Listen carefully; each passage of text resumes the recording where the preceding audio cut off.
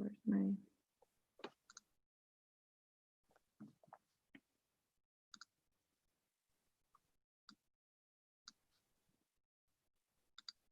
Thank you for joining us for this next session. We're excited to welcome CEO of PagerDuty, Jen Tejada.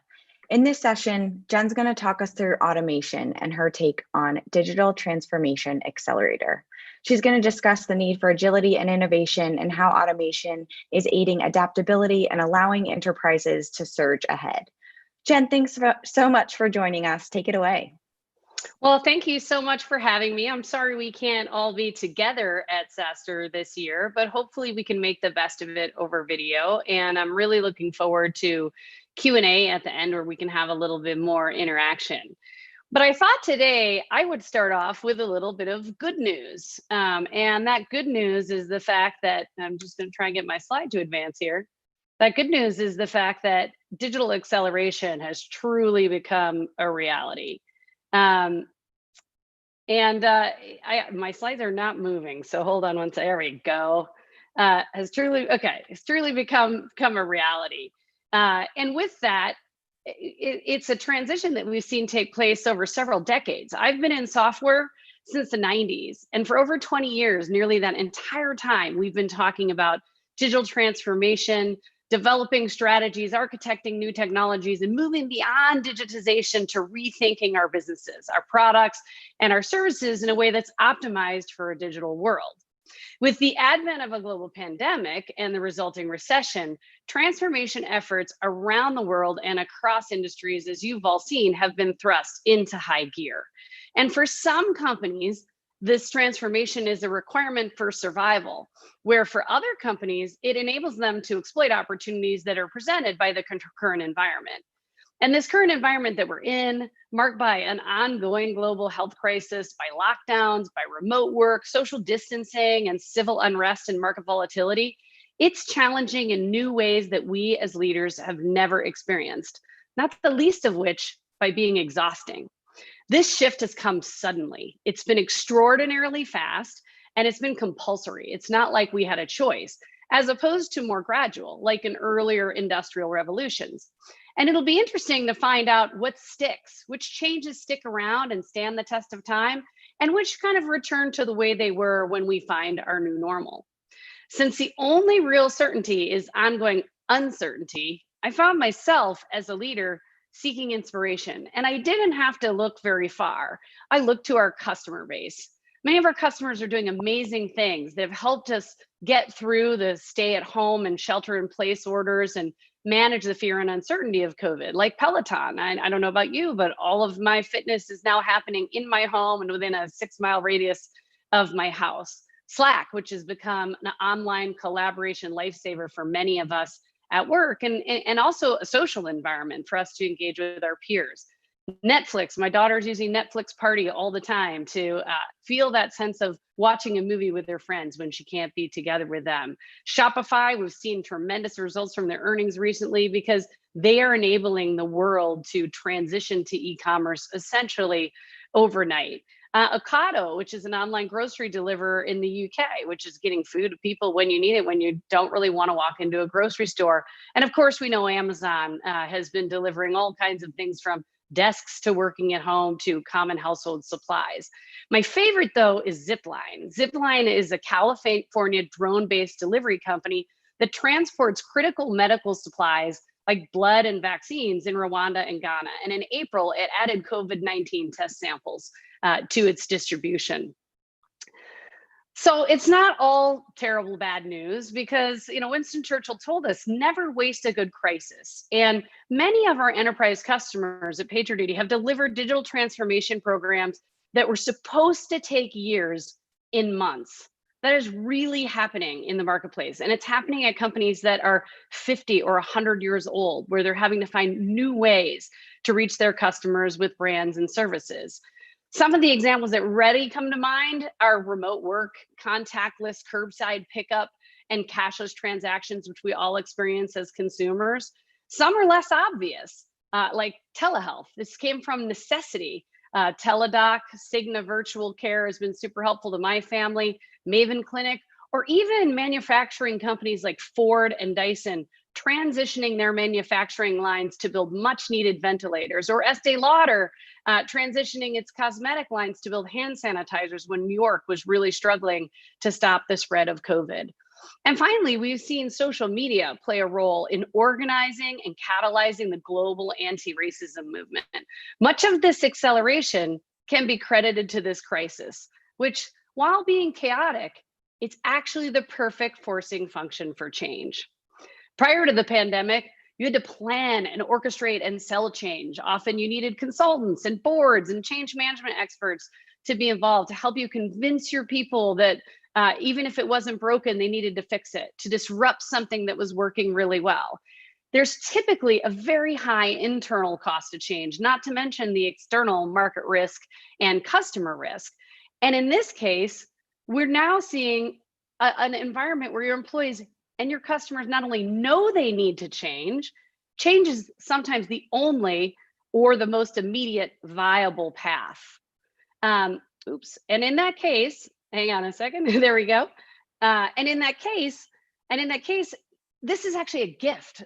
I think of this crisis in some ways as a gift, because change for us is now practically free. Relatively speaking, the ability to pivot your organization, the ability to move in a different direction, the ability to look at all those things as a leader you had on your bucket list that you wanted to do differently or experiment with, well, now you have that opportunity. And the time is now to start ticking those things off your bucket list.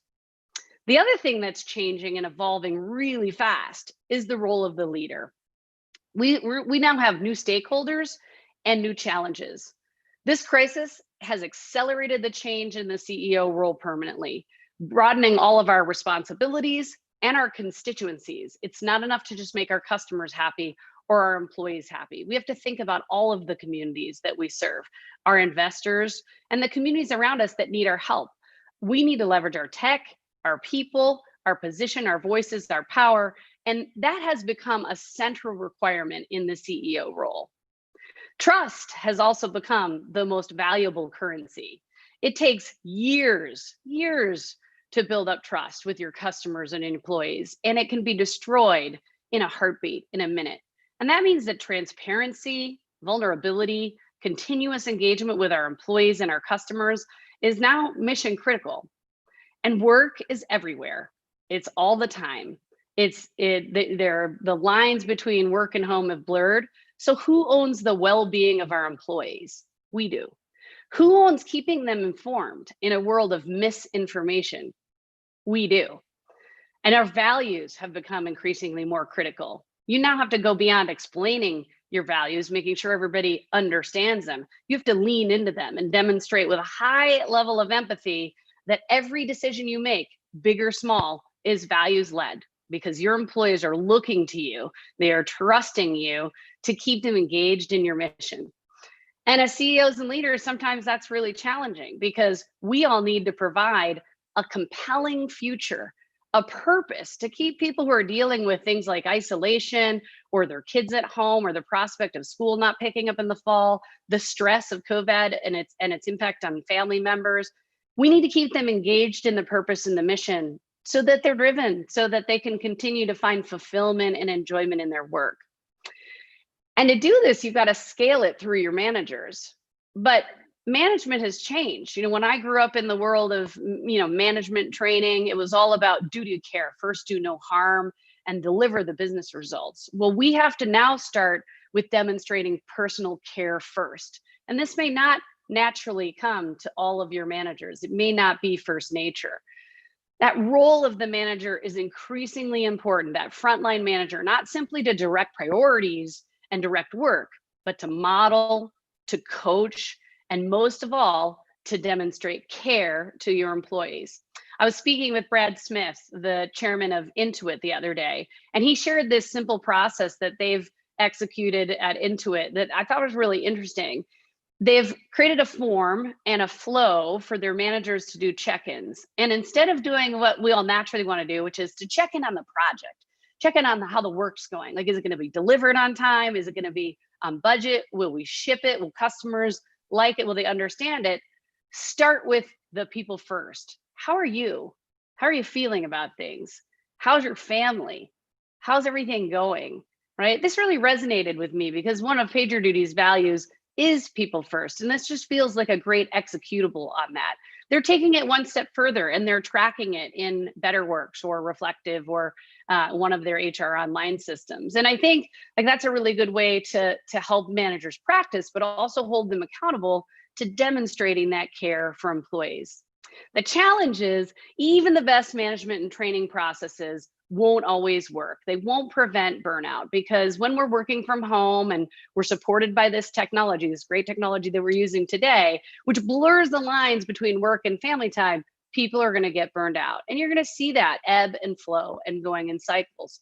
So looking forward, we also need to innovate and automate policies around flexible working, childcare, and leave to address some of these challenges. For example, at PagerDuty, we've offered Dutonian days, spontaneous Fridays off, to really enable employees to decompress and refresh and step away from the blue screen. We've also kicked off this concept of Simple Wednesdays. Simple stands for stop internal meetings, plan lots of external ones. And the idea is that on Wednesdays, if we take meetings, they're going to be external customer facing meetings. This has helped us to break up the meeting gridlock midweek, and it's also turned our collective focus forward and outward towards the market and our customers, which is where our priority lies. In addition of having an existing 5 months of parental leave, we extended emergency and caregiver leave and launched an online mental health platform called ginger.io for our employees. And we also gave our employees an expense allowance for their work and home environments. And to support personal activism and anti-racism, we updated our 20-hour volunteer time off policy to include peaceful demonstration, self-education, and voting. I'm not suggesting this is perfect, that this is all-inclusive, or that you're not doing a lot of this already, or frankly, that you need to do all of this. But what I am suggesting is we need to keep improving and experimenting and figure out how we create that purpose and that fulfillment for our employees while delivering on new needs for our customers. Sound easy? Not so much. One of the big questions is, how do we find the capacity as leaders personally and the capacity within our organizations and our teams to get some of this done? Nicole Malachowski is a retired Air Force officer and the first woman Thunderbird pilot. And I've had the great fortune of hosting her to speak with our leaders many occasions. And one of the things that she talked about recently really struck with me. It's the fact that when you're in combat and it's chaotic, your natural instinct is to play defense. But the winning playbook to surviving and winning in a combat environment is all about seizing your advantage. And I've heard people talk about seizing opportunity, but this nuance is a little different, right? Because again, most of us normal humans in a chaotic or situation where we feel attacked and uncomfortable, we're going to shift to the back foot. We're going to shift to defense. Nicole's astute point is that you are unlikely to win playing defense because someone's chasing you suddenly. First, you need to identify and name your advantage. That sounds pretty simple and straightforward. And it can be surprisingly hard to do because we all think we're good at lots of things. We all think we have many benefits. What is your greatest advantage? Be intellectually honest. Maybe it's not that list that was in your last pitch deck, but what you truly believe your customers and the market reflect back to you as your defensible advantage. How's your product essential? Do you solve a current urgent problem? How do you point your advantage at your customers' biggest challenges? Next, focus on turbo powering that advantage. This is the hard part because if your company is anything like mine, we have teams working on all kinds of initiatives that were super relevant in January and not so much now. But we have people that are wedded to those projects, that feel a deep level of personal connection to that work. And on close examination, even though they deserve reprioritization or maybe canceling, people will be resistant to that change. Your job is to, as quickly as possible, shift your resources to strengthening your advantage. So how do you free up your people so that they can focus on being creative?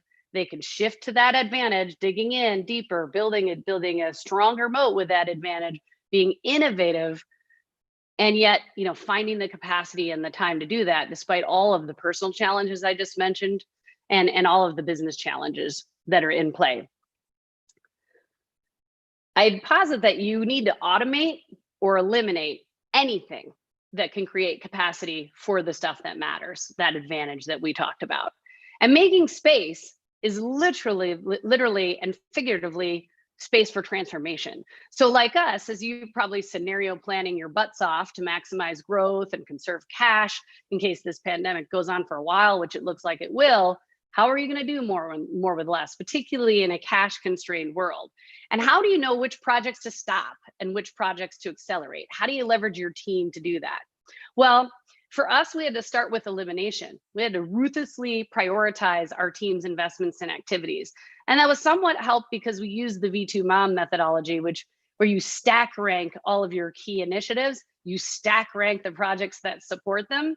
So, you kind of have to challenge that stack ranking in order to keep something that's low on the list in play, or you have to make a really good business case for reordering that stack rank. And that's precisely what we did.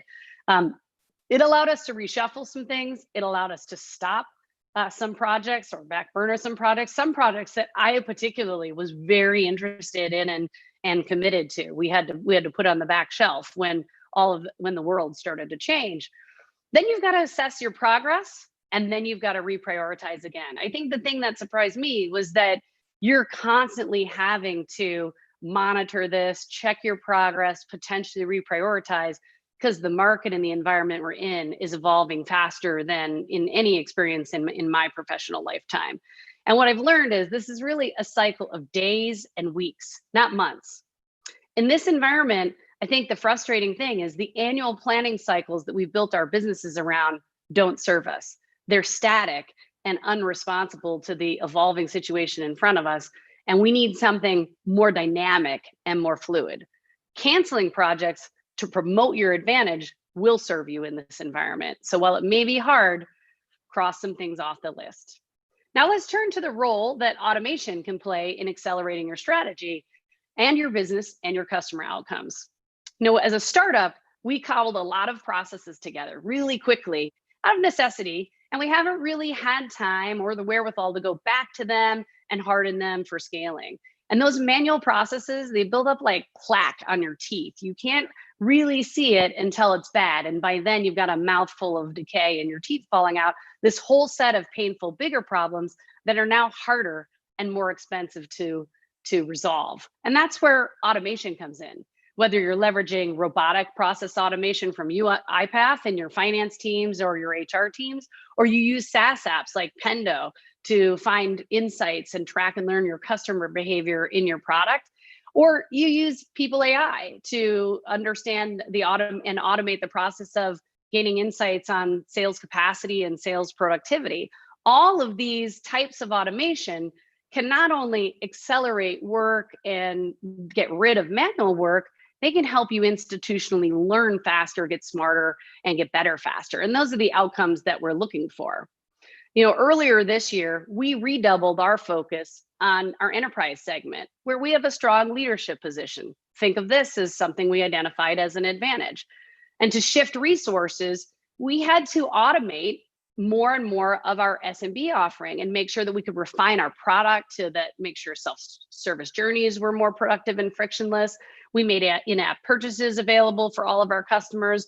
And we have the only mobile app that you can run an end-to-end incident response on, which is really important when we're talking about supporting distributed teams. Another example we've seen plenty of in our customer world is this expedition of cloud migration. And in particular, we're seeing this in retail and e-commerce, in traditional consumer businesses where bricks and mortar brands have been forced to shift to 100% e-commerce overnight. And I remember seeing Andy Jassy speak about this at reInvent, the idea of kind of cleaning out the garage and starting fresh, as opposed to just digitizing the processes that were available today. So we're now seeing customers that are reinventing or reinvigorating the customer journey, leveraging the cloud as an automation platform for that. And all of you are very fortunate. Many of you are cloud native companies. And so I think there is an opportunity and potentially an advantage here.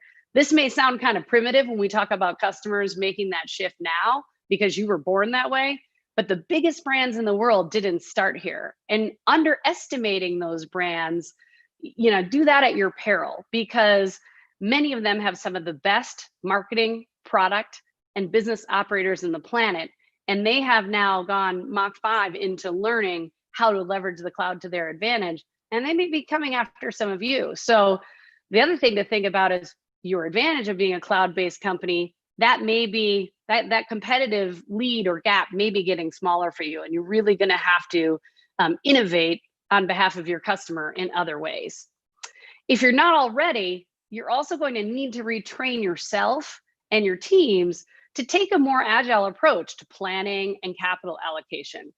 Think about doing it on a rolling quarterly basis, if not a monthly basis, so you can find opportunities for automation really quickly. You can pivot when you see a project that you're investing in right now is not going to pay off for too long of a term. And at the same time, you can weigh up some of the long-term initiatives that are going to be really important for the future, that are going to ensure that you can not only survive, but thrive and come out of this environment much, much stronger. So I wanted to talk a little bit about digital acceleration, because we're hearing about it a lot. And what this really is it's about expediting new ways of working. So automation is no longer, as I mentioned, simply digitizing the experience, like taking a sequential process and replacing it with a digital form or a workflow, and moving a physical process to the web or an app. It's more about simplifying or reinventing processes, about making sure that workflows and journeys become better outcomes. And this is where I think there is a huge future sustainable opportunity, because you rethink the customer journey, you start with the end in mind, and this helps you get to disruptive opportunities for the market, disruptive, interesting new ways for customers to engage with your brands and services.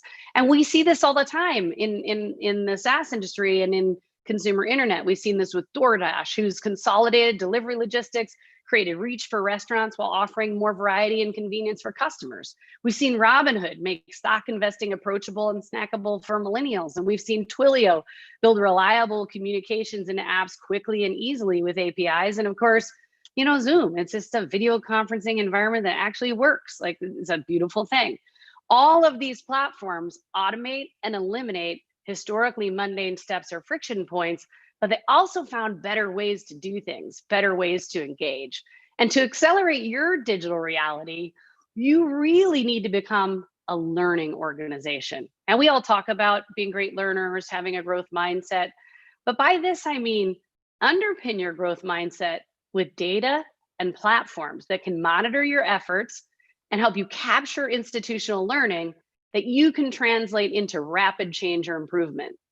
I mean, we asked ourselves, and you should ask yourself, does your learning leverage tools that can objectively monitor, report, and recommend improvements? Are you systematic in the way your approach to learning and the way you're evolving? At PagerDuty, we set out to do this for developer and product teams, where we bring human and machine data together to automate in service of our users. And we aggregate monitoring signals to automate the detection of a true incident amidst trillions of noisy signals. We use machine learning-based pattern recognition to identify related issues so that your team focuses on the one thing versus the 100 things that potentially wreaking havoc. And then our platform can recommend the people who can help solve an issue and even potential steps that you can take to get to the actual resolution. So we're automating more of the troubleshooting and more of the resolution. And finally, we learn every time an incident runs on the platform. We're leveraging analytics to heat map the health of your teams, to predict potential burnout, to recognize events that might storm to become incidents. And this is all automation in service of the humans, in service of humanity. This is in service of getting your teams back to that purposeful work that fulfills them and drives immediate outcomes for your business. Potentially, the biggest acceleration opportunity I see is in purpose and social impact, because this crisis has also accelerated our need to demonstrate purpose and show corporate responsibility in our business. We need to shift from this concept of profit with a purpose or social giving equals social impact mindset to really designing our companies to solve the world's hard, big problems. And these are problems that we as leaders may not have had exposure to in the past or may not have experienced ourselves, but problems that are amplified by COVID-19. For example, in the US, not to mention many other parts of the world, schools have historically provided meals for many underprivileged children. With schools not in session, children are not getting nutrition. COVID's also taking a disproportionate toll on underrepresented people, and we're seeing this every day in the news. One vector, one of many vectors, is unemployment. So how can we, as a community, create access to employment opportunities for Black and Brown people, or offer skill building to position people for modern knowledge worker opportunities, even if that's not the educational background that they have? These communities also disproportionately participate in frontline, high-risk jobs and also already have less access to healthcare. In addition, the gender gap will likely widen as the result of COVID, as women are frequently small business owners hit hardest by shutdowns. Working women are also doing what we call a double shift, taking care of their households, sometimes their children and elderly parents, at the same time they're trying to get their jobs done. We all have a role to play in finding innovative solutions for these challenges, like food and healthcare security, access and preparation for employment opportunities to re-employ many of the unemployed people out there. And we have to help society emerge from COVID stronger. This is now table stakes for modern leadership. Remember when I said the leadership role is changing? Now, even if you don't build a product that directly solves some of these problems, you can be part of the solution. You can be systematic in the way you drive change in your companies today. For instance, you can redesign your hiring and your onboarding and your training practices and thoughtfully partner with diverse organizations to create more access and opportunity for people of color. You could go beyond simply automating your supply chain or your procurement processes and design them to eliminate corruption, like child labor or racism, and make sure that you're leveraging diverse vendors, that you're asking vendors to provide diversity information to you, and you choose your vendors based on their demonstration of being inclusive and diverse within their own organizations. And finally, there's never been a better forcing function to think about how you make a dent in the universe by putting a sustainable plan in place for social giving. If you're early stage or you're private, making the 1% pledge, where you donate 1% of your equity, your time, your products, and or your profits for social impact, is a huge opportunity. And the Pledge One team has automated some of the design and diligence process for you by creating a playbook to accelerate your efforts. So it's never too early to talk to your board and your investors about this. And it's never too early to think about the role you could play in solving some of humanity's most challenging problems. So key takeaways really quickly. I mean, digital transformation, it's real, it's here, but it's about redesigning experiences, not just digitizing process. And change, frankly, is on sale. The crisis creates this burning platform for you to drive changes in your business that maybe you thought were going to take years or you weren't ready for. Now is the time to start crossing those things off your bucket list. Make those changes now. Automation and elimination are necessary to create the additional personal capacity and your team's capacity that you need to accelerate your business and thrive on the other side of the crisis, and frankly, to support your customers in getting through this crisis and being stronger. Trust is now the world's most valuable currency, and transparency, continuous engagement with your employees and customers is now critical. And I really want all of you to think about seizing your advantage. Like, what really truly is your advantage? How do you lean into that strength? How do you rally around that strength and fortify it in the market in the months and quarters to come? Name it and lean into it. Play to your strengths. And then your leadership role, it's changing. It's compulsory that you change. You don't get a choice. You probably don't really get to have an opinion on the fact that your stakeholder group is widened. Your need to participate in being a socially responsible leader and company is burning. It's more important than ever in the environment that we have to come together to solve this. And so I'd ask you to think about designing social responsibility into your planning, your operations, and your culture. Don't wait until you're closer to going public. Don't wait until it's compulsory from a compliance perspective. Now is the time that the world needs us to drive change and solve some of society's biggest challenges. Finally, and I haven't mentioned this earlier, like, don't try this at home by yourself. Don't go it alone. Surround yourself with peers and your team and share some of these big challenges and share the big decisions and get input. I have been super fortunate to be surrounded by a group of peer public company SaaS CEOs, and we share lots of ideas. We share lots of experiments that we're running to try and advance the industry and our customers and society, frankly, forward faster. So I'd ask you to open yourselves up, maybe be a little bit more vulnerable, and look to your peers and your team for support. Lean into those people, because I'm sure they're one of your biggest advantages. Thank you, and I'm excited to take your questions. I'm going to see if I can stop sharing this. Let's see.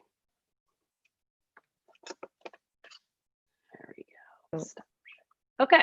Amazing. Here we are. Jen, thank you so much. That was great. Really tactical insights, and love the examples that you walked through to make it really relevant for the audience. So we have a ton of questions coming through.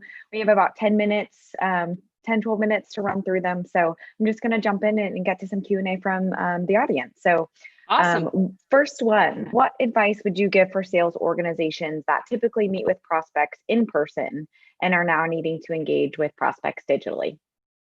Well, that's a great question. We talked a lot about this earlier when COVID really, was evolving in February, March, April, and it was really uncomfortable for salespeople to reach out and be promotional. Like, so it was less about I can't physically go see a customer anymore, and more about like, if I can't have that personal touch, what's the appropriate way to engage our customers? And so we talked about, one, starting with empathy. So again, that sort of people first, transparency, demonstrating vulnerability, checking in with the person first. How are you? How are your families? Even some of my toughest customers open meetings by saying, man, like, how are you doing? And it is surprising how much of a connection that's created.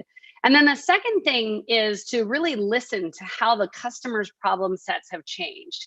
Yes, your sales team has a job to do, and they're trying to get your product in the hands of your customers. But a big part of the sales role is to deliver a solution to a clearly understood problem. And so get back to focusing on making sure you understand the problem space. And that's a lot more listening than it is talking, because customers are trying to figure out what their biggest problems are as they evolve right now.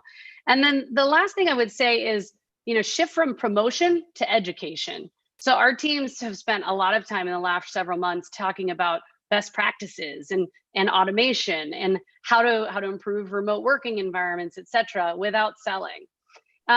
One other thing I guess I would add is that make sure your customers are getting value out of the investments they've already made, because they're all going to be looking for ways to save money. And if they can't see that the products and services you've delivered to them are essential, high on the priority list, delivering clear, quantifiable value, then, you're going to be up for a little bit of a haircut at renewal, or potentially, churn at renewal. And on the flip side, if you can demonstrate to your customer that you care about them getting value from the investments they've already made, that's going to go a long way to the long-term customer relationship.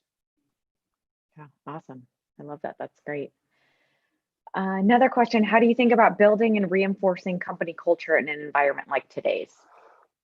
Well, I've been a very obnoxiously loud proponent of culture being strategic, and not something that you do because you have to do it. You do it because it actually drives better business outcomes and better employee experiences. And so I think, one, if you have a strong culture, lean into it, continue to develop it, and think about how that culture manifests itself in the decisions that you need to make and the way you need to prioritize. And so, from a culture perspective, one of our cultural values is champion the customer. And so really helping our entire company understand some of the challenges our customers were feeling when COVID started really impacting the economy became a big part of my job, like making sure they could see the world through the lens of our customers. We talk about being forward and outward, even though all we really want to do is talk about how hard it is to work at home and how long this is taking and how difficult it's been. So lean into those values, but think about how they manifest themselves in the way the world's presenting itself to you. Another one is people first. I mean, for us, people first means really checking in on people's well-being, as I mentioned. Another one of our values is bring yourself. And, that's never been more important given the civil unrest and the Black Lives Matter movement and frankly, the failure that we've seen to really create equitable opportunities for all people. And that's something that we've doubled down to and really committed to. But it's also meant you've got to have a lot of open and uncomfortable and some painful conversations to get to the right next steps. And I think as a leader, if you're not open to doing that, you're not open to learning, and you're not really open to advancing your business to being more equitable and more inclusive. Yeah. Similar question, or I think a great transition to another question is, what recommendations do you have to embed social responsibility into company culture? Well, I talked about what Pledge 1% was something we did. We took that pledge between our Series C and our Series D, which was super late, actually, because at that point in time, your equity already has a very high value. So it's dilutive to everybody in the cap table to set aside a point of equity for social good. But we felt like it was super important to link our business strategy and our product to a broader purpose beyond capitalism. And then we got employees heavily involved in that. So we have mass programs twice a year on volunteer weeks within the business so that employees get out into the communities. We also, a lot of our employee resource groups drive charitable drives and volunteer activities. And then we give employees 20 hours a week or 20 hours a year to volunteer. And we've expanded the definition of volunteer work. So that includes personal activism, peaceful demonstration, and even, voting and voter activation.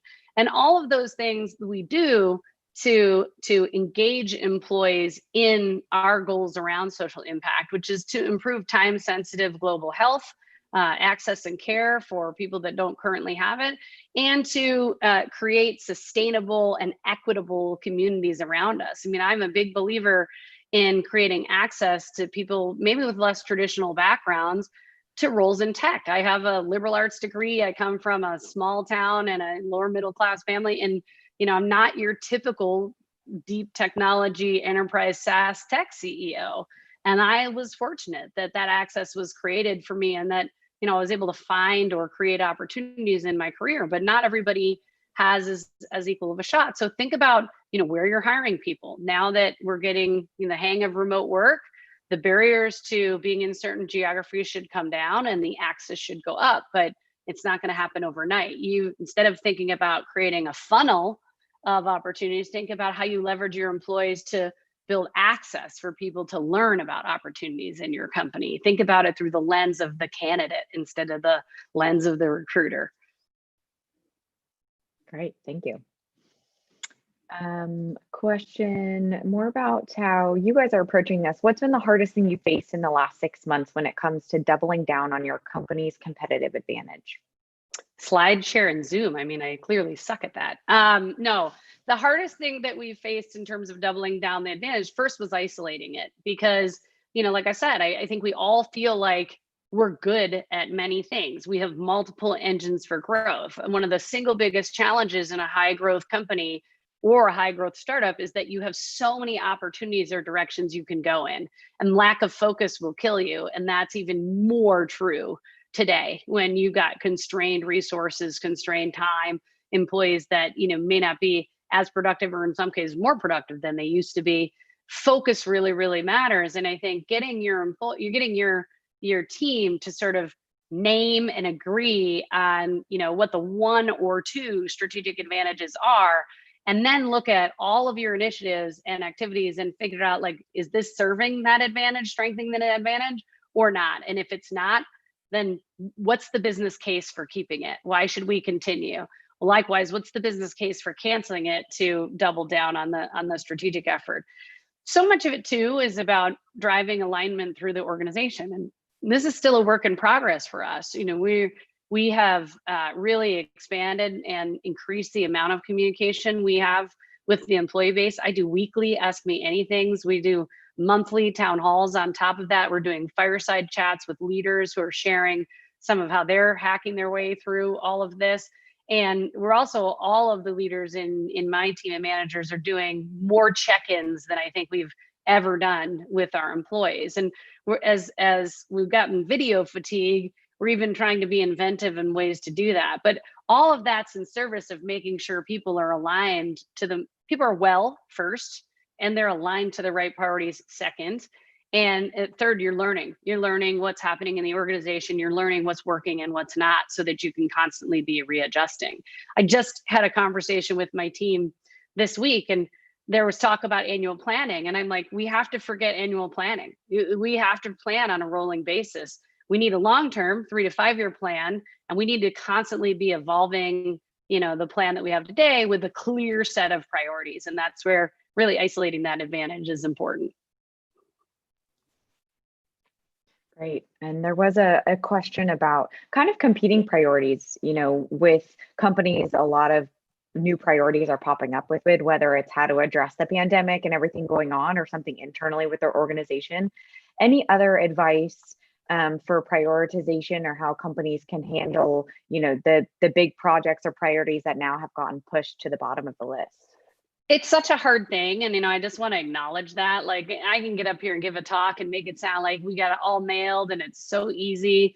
Prioritization and focus, and then aligning people around those priorities, particularly as they shift, is really hard. And it doesn't happen overnight. But I think one of the things that can help is, staying focused on the North Star. And in our case, like, the North Star is our customers. And to take that one step further, just given the environment that we're in, the North Star is the long-term relationship with our customers, right? Which means, typically in the past, you were protecting revenue and trying to protect growth and, improve your expansion, et cetera. But if you have a customer that has true financial hardship, then I want to prioritize keeping that customer and keeping them engaged and helping them through this, knowing that it's a long-term partnership.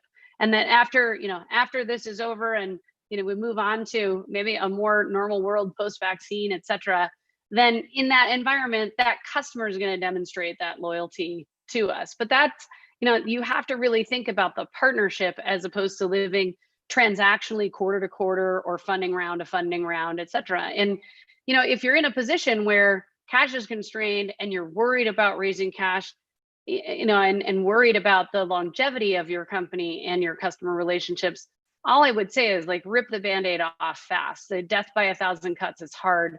Cut harder than you think you need to, because some of it will grow back.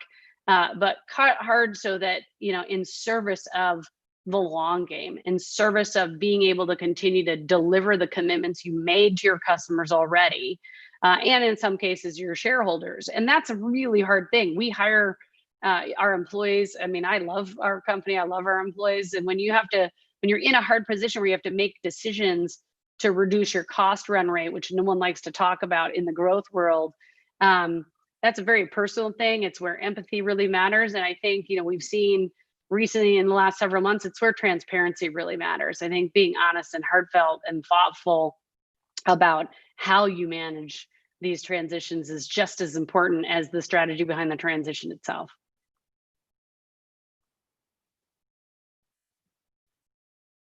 I cannot hear you for some reason. There you go. Because I was on mute. We're good. I said I love that. And we have time for one more question. So you mentioned Brad Smith from Intuit.